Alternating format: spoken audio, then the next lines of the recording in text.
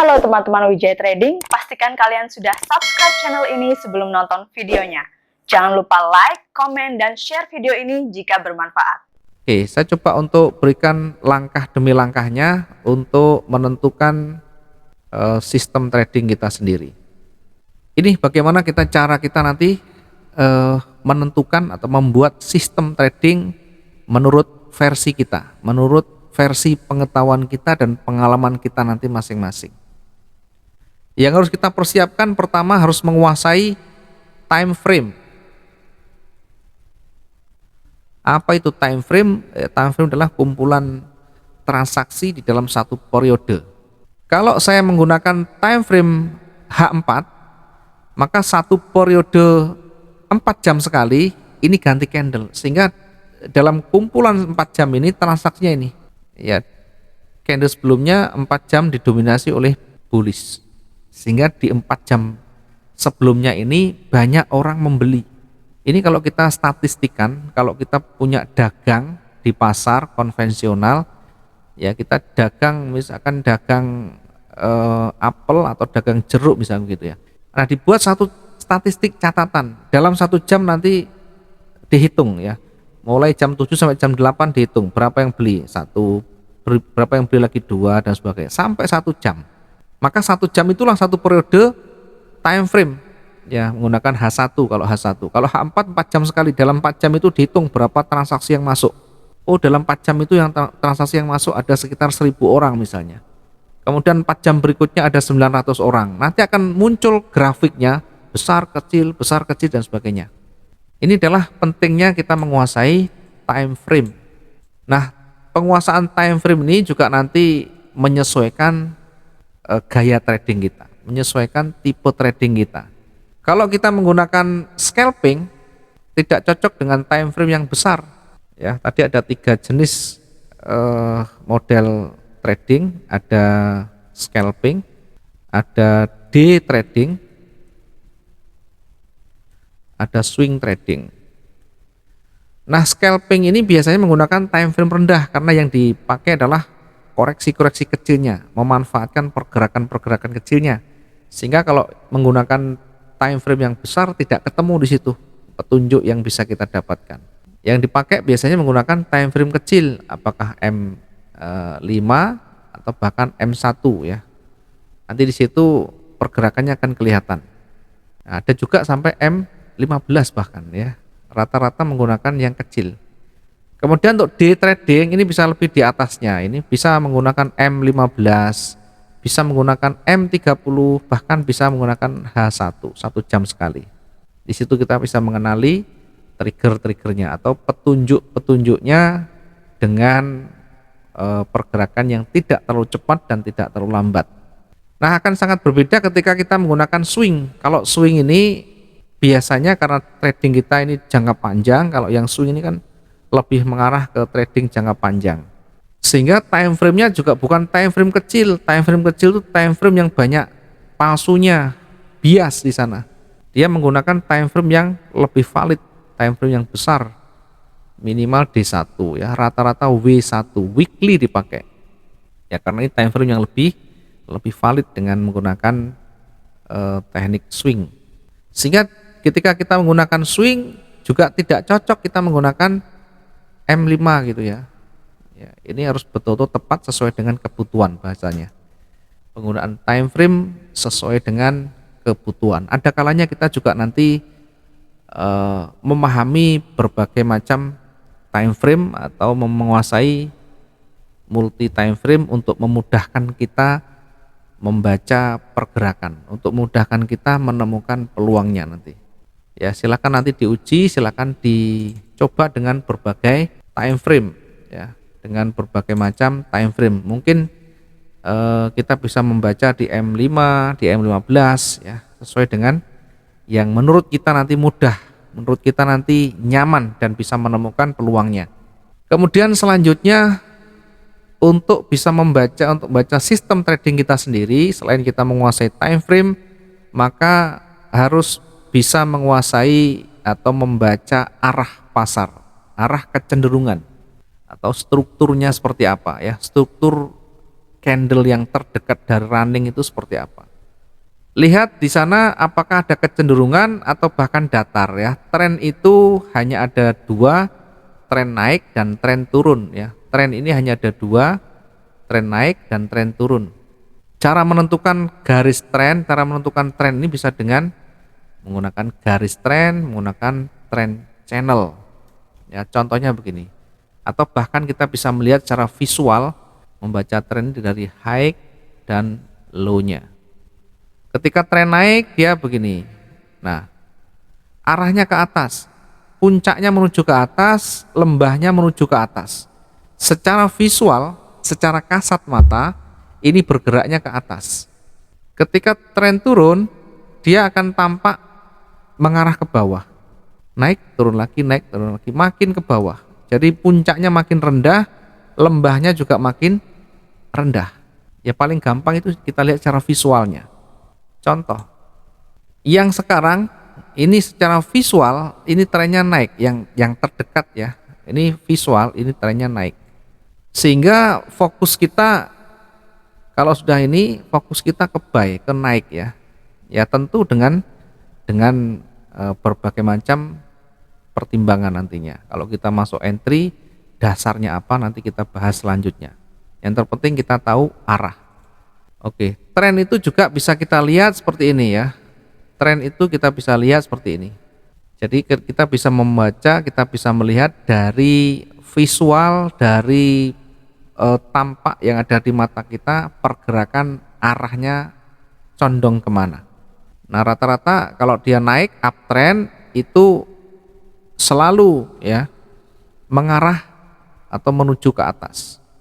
Artinya kita lihat high dan low-nya. Ini high, ini low, ini high, ini low, menuju ke atas. Kalau kita tarik garis menuju ke atas, tarik garis menuju ke atas.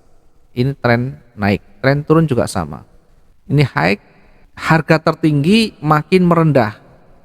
Kalau makin naik itu harga tertingginya ini di sini makin ke sini, makin ke sini, ini makin naik. Kalau ini makin turun, makin turun. Low-nya juga demikian, makin turun, makin turun. Ya dari sini minimal kita bisa lihat cara visual, oh ternyata arahnya sudah mulai naik atau turun.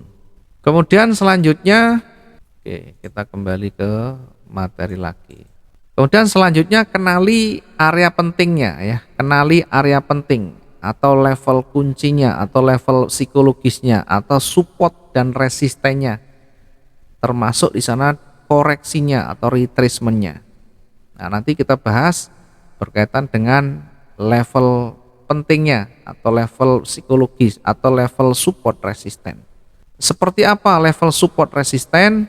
Nah support resisten itu begini. Nah support itu adalah tahanan yang ada di bawah atau titik jenuh yang dari bawah, di mana di situ harga turun kemudian terhenti dia berbalik naik. Support adalah tahanan di bawah, sekali lagi terbentuknya ketika dia turun terhenti kemudian mulai berbalik naik.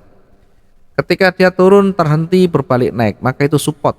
Resisten itu tahanan di atas, di mana di situ harga mulai terhenti kemudian berbalik turun.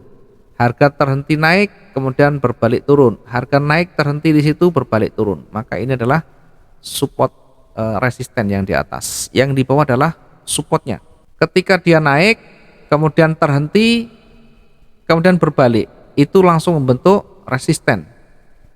Di sini juga support. Nah support itu selalu mengikuti dari kondisi terakhirnya, bagaimana dia membentuk. Ketika dia turun kemudian terhenti di situ, walaupun tidak melewati yang di bawah, terhenti dan mulai berbalik, ini jadi support baru ya, sehingga support itu tidak harus selalu di bawah, nanti bertahap. Ini membentuk support yang baru karena tidak sampai melewati di bawah. Perhatikan ketika dia turun kemudian naik. Dia naik.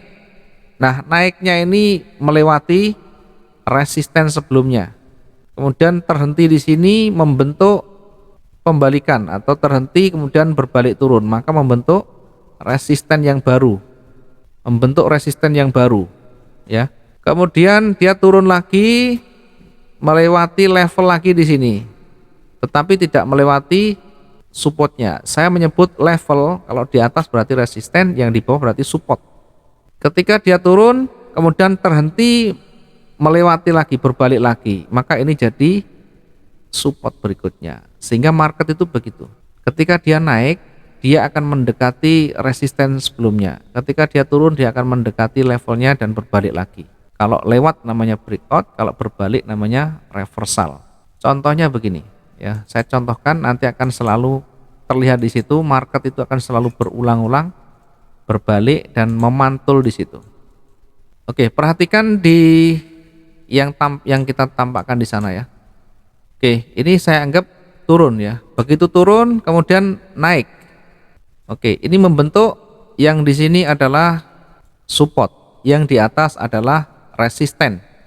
Karena begitu berada di puncaknya ini dia terhenti dan berbalik, maka ini jadi yang di atas adalah resisten, yang di atas ini adalah resisten, kemudian yang di bawah ada support di situ.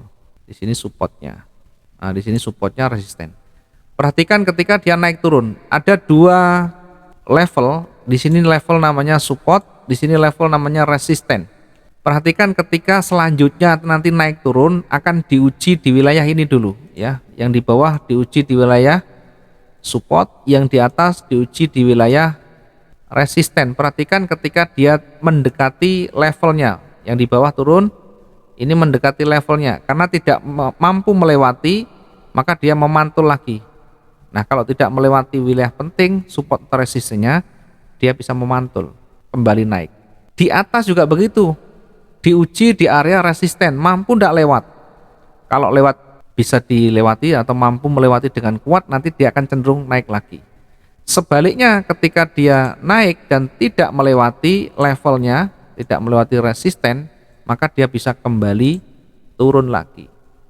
Begitu turun diuji lagi di wilayah support, mampu tidak di situ?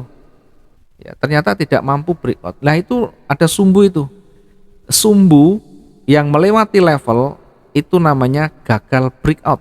Breakout itu ketika dia terbentuk volumenya. Yang menembus adalah sumbunya, ditutup di wilayah support atau di wilayah level, maka di situ namanya gagal breakout. Berpeluang memantul lagi ke atas. Nah, memantul lagi ke atas, mencoba naik lagi mendekati levelnya di atas, lagi-lagi terhenti dan bahkan di sini tadi membentuk resisten yang baru karena terhenti kemudian berbalik. Begitu menyentuh, ini kan pas di situ, memantul lagi ke bawah. Menyentuh, memantul lagi ke bawah. Tetapi ketika dia sudah mulai breakout melewati dari levelnya, maka ini berpeluang akan lanjut turun lagi.